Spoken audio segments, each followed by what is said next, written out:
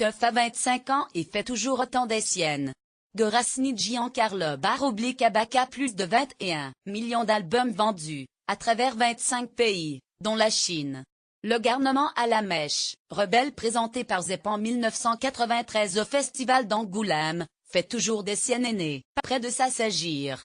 Dans le bouillonnement du Festival d'Angoulême, l'insolence et l'irrévérence ont trôné, en maître, cette année, sur le parvis de l'Hôtel de Ville.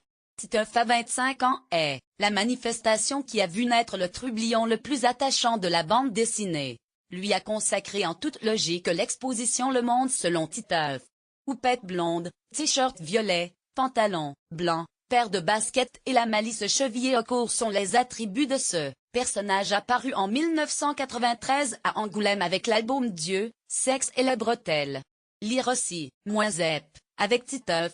Je ne m'interdis aucun sujet. Mon premier Titeuf est paru lors du 20e anniversaire du festival.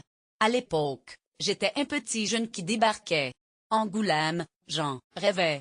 C'était la ville où on pouvait croiser toutes les stars de la BD en se baladant dans la rue, de Franquin à Moebius en passant par Maurice ou Will est né.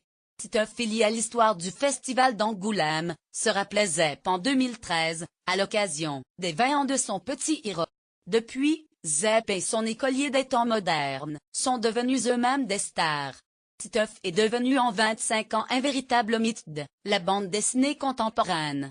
Une semaine après sa sortie, le 31 août dernier, le nouvel album du garnement à la mèche rebelle, à fond le slip, tiré à 550 000 exemplaires, caracolait en tête des ventes de livres en France.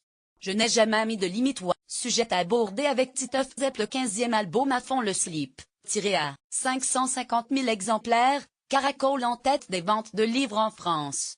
Glénat depuis sa création, plus de 21 millions d'albums se sont vendus selon son éditeur Glénat. Il est traduit dans 25 pays dont la Chine.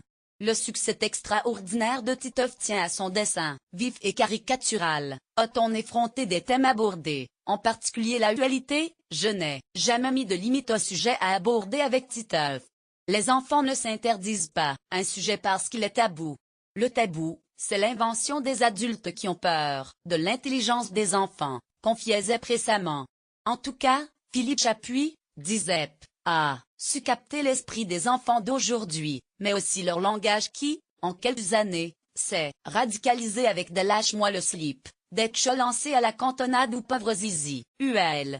Drôle et profondément irrévérencieux, Titeuf porte haut et fort les valeurs intemporelles et universelles de l'enfance ainsi qu'un regard faussement naïf sur son environnement, révélateur des désordres de la réalité, qui lui fait passer les années sans encombre. Pour ses dernières aventures, Zep confronte son héros à la noirceur du monde confronté à la crise des migrants, le terrorisme, l'intégrisme ou encore la théorie du complot. Lire aussi, Titeuf ou le triomphe du garnement à la mèche rebelle après 25 ans de bêtises et d'éclades. Rire. L'élève indiscipliné va-t-il enfin grandir? Le monde vieillit mais pas Titeuf, à la chez Zep, en plein festival d'Angoulême. Des propos qui résonnent avec ceux que l'auteur confiait au Figaro. En 2013, il est prisonnier de son éternelle enfance. Et je suis tellement attaché à ce personnage que je ne me vois pas arrêter un jour de le dessiner. Service, retrouvez toutes les aventures de Titeuf en ligne sur Isnea.